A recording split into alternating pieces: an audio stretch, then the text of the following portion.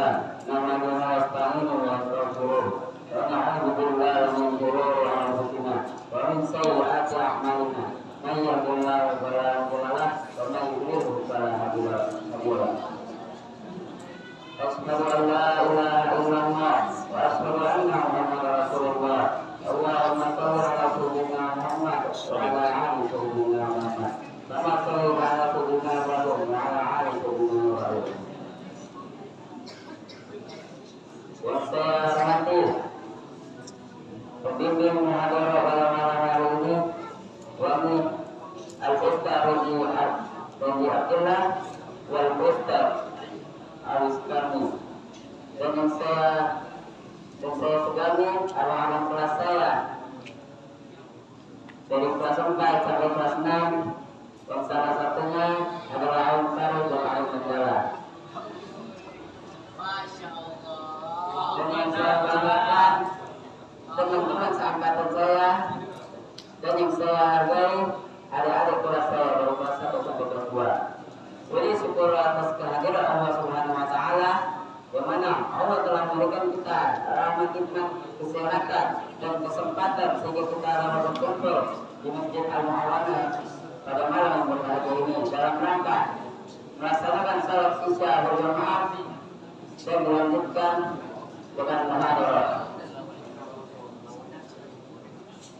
Salawat beserta salam kalau bermula kita ajarkan kepada junjungan alam, yakni Habibana wa Nabiyana Muhammad sallallahu alaihi wasallam bilafzi Allahumma shalli ala sayyidina Muhammad wa ala ali sayyidina Muhammad. Langsung saja, saya tidak akan berpanjang kata-kata mukadimah. Lanjut dengan pembahasan tema muhadharah pada malam hari berbahagia ini yang bertema menghindari perbuatan munkar. Menghindari perbuatan munkar.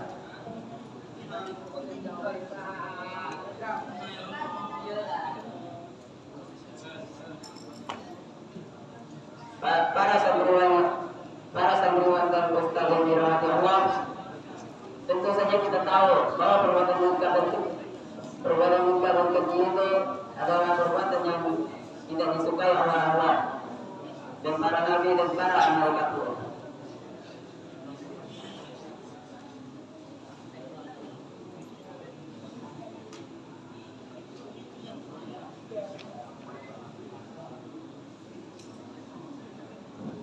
Contoh dari perbuatan munkar tersebut adalah perbuatan menzalimi salah seorang, atau melecehkan, atau pelecehan, atau bermaksiat, atau yang lain-lain. Bahwa kita apabila kita bertemu dengan perbuatan munkar ini, kita harus menghindarinya atau mencegahnya. Dalam hadis kitab Arba'in yang diriwayatkan oleh Muslim, yang darinya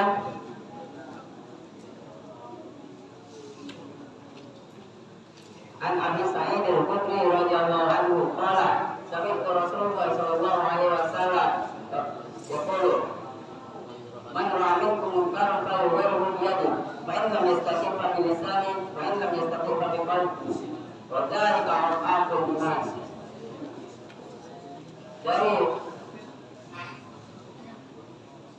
Dari Abi Sa'id Al-Khudri radhiyallahu anhu berkata, saya melihat Rasulullah sallallahu alaihi wasallam bersabda, barang siapa yang melihat kemungkaran maka cegahlah dengan tangan. Yang dimaksud yang cegah dengan tangan adalah dengan puasa. Apabila kita melihat kemungkaran itu,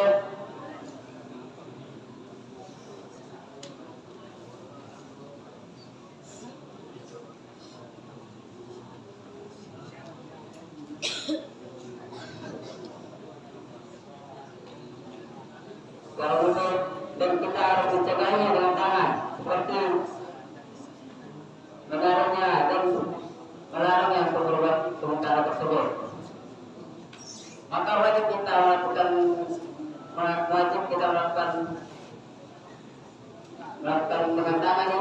apabila kita dalam hal yang ramai terdapat salah seorang berbuat munkar, maka hukumnya wajib kita untuk melakukan mencegah dengan hal tersebut. Dan yang kedua, dan apabila tidak bisa, maka cegahlah dengan lisan. Yang dimaksud dari lisan ini,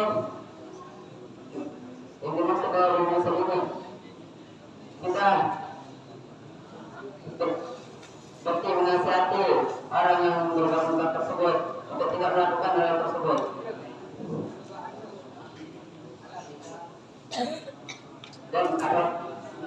Dan apabila tidak bisa juga, maka lakukanlah dengan hati, seperti mendoakannya. Tetapi kita jangan mendoakannya dengan yang buruk, doakan untuk yang baik.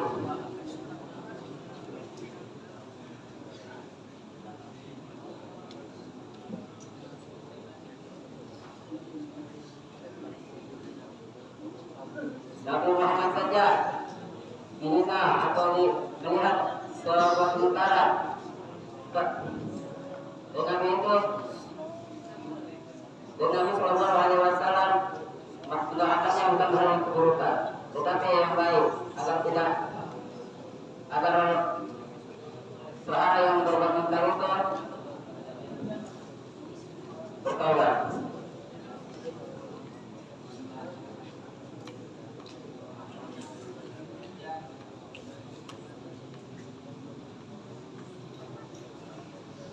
Saya ada sedikit cerita.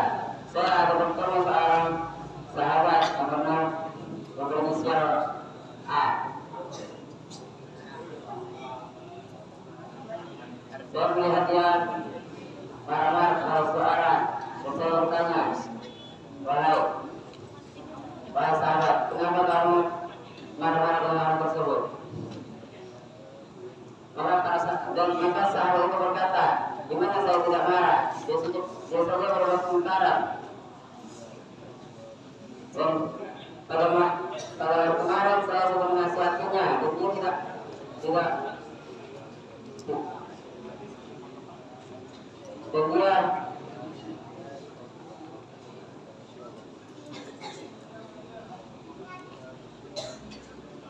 dan dia juga tidak mengerti apa yang dibicarakan oleh sahabat tersebut. Tetapi pada hari tersebut si yang berbuat kemungkaran ini melakukannya lagi, dan si sahabat ini pun memarahinya.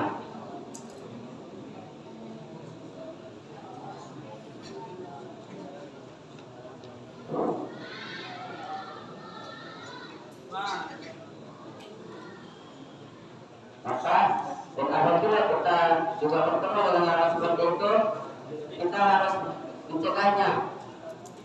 Maka dengan cara ini, yakni dengan menasihatinya lah terlebih dahulu, seperti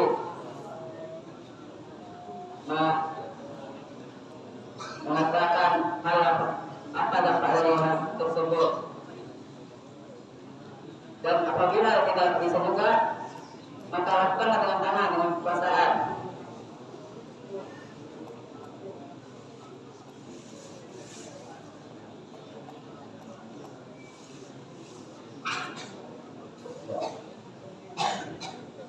Dan apabila tidak bisa juga,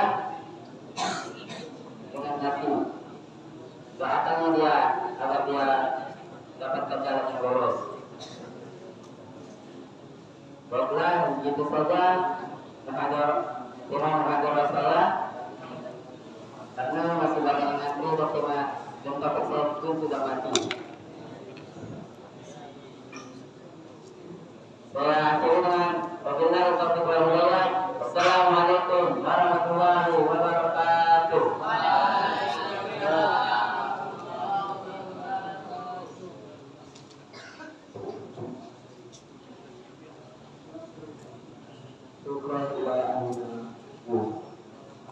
Latihan berpidato berikutnya yang dibawakan oleh Bapak Kurniawan. Bapak Kurniawan dan Bapak Kurniawan.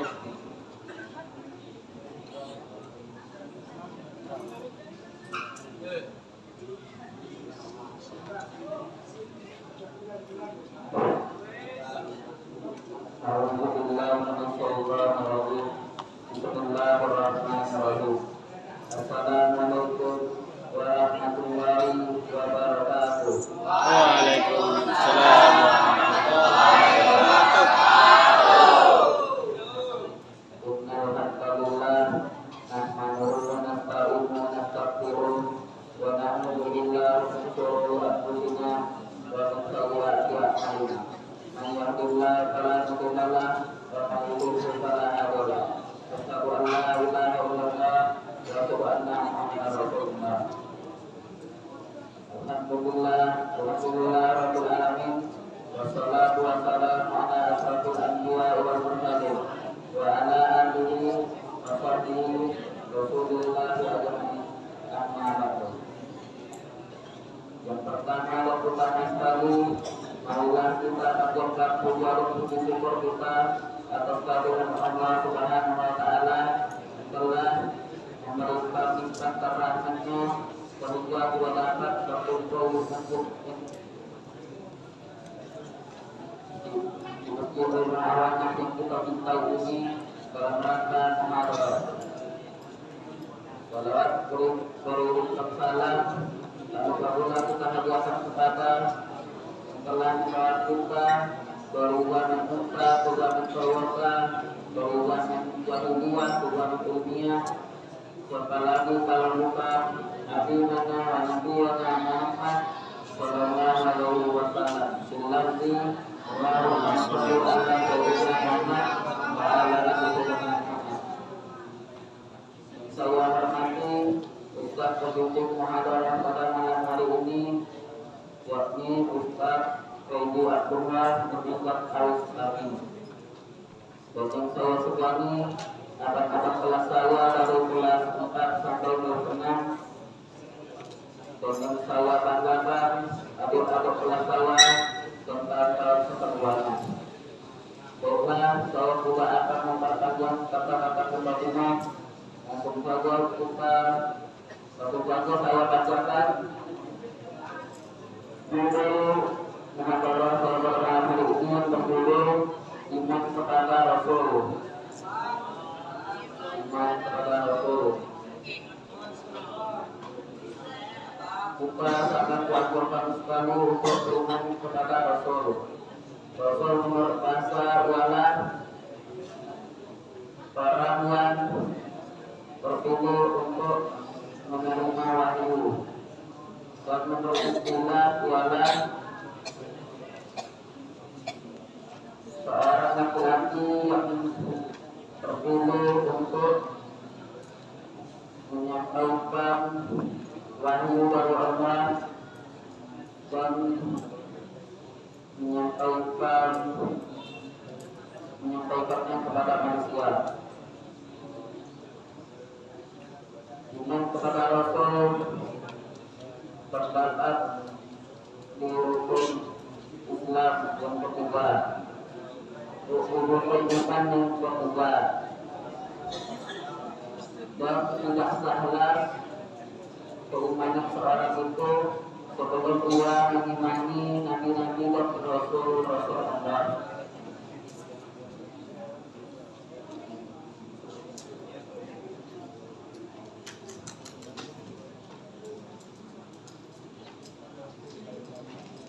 Allah telah mengutus Rasul untuk membimbing dan membawa manusia dari kegelapan ke cahaya kebenaran. Lalu tentang kewajiban beriman kepada Rasul terdapat di dalam surah Al-Baqarah ayat 285 yang berbunyi Bismillahirrahmanirrahim.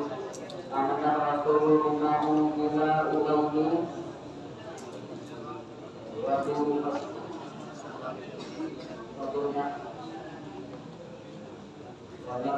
ini wal mu'minun.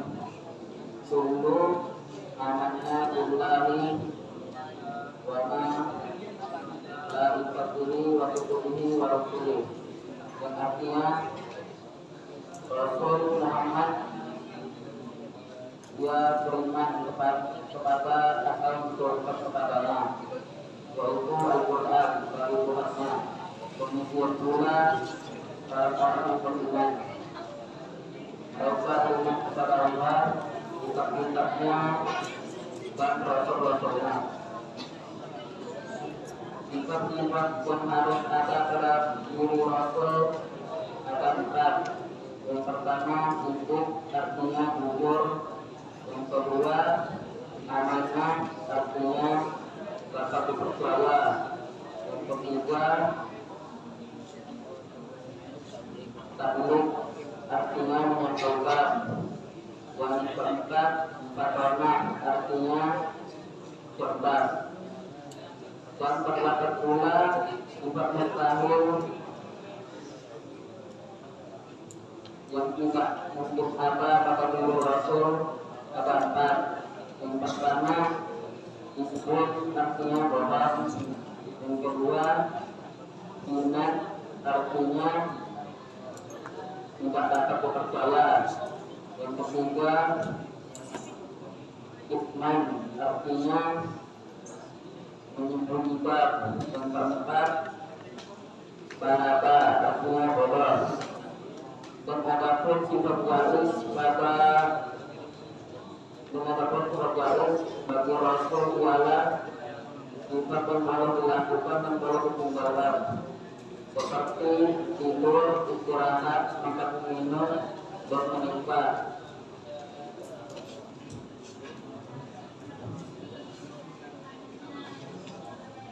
Dan adapun bukti-bukti adanya Rasul, yaitu adanya makam Nabi Muhammad dan Masjid Nabawi di Madinah. Tapi riwayat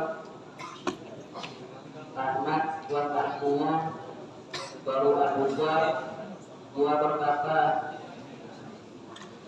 wahai Rasulullah, berapa jumlah Nabi? Rasulullah pun menjawab, jumlah Nabi ialah 124.000. Dan Abu Dzar pun bertanya, berapakah jumlah Rasul? Rasulullah pun menjawab, jumlah Rasul ialah 315 orang. Sungguh jumlah yang sangat besar. Hikmah mengimani Rasul yaitu dapat mendekatkan diri kepada Allah. Yang kedua, selamat dunia akhirat. Yang ketiga, dapat meneladani sifat-sifat Rasul dan perbuatannya. Untuk berperjuang minta dosa-dosa, jika di sana bukan di sini.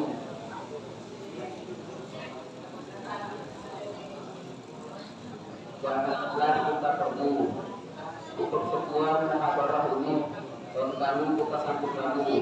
Assalamualaikum warahmatullahi wabarakatuh.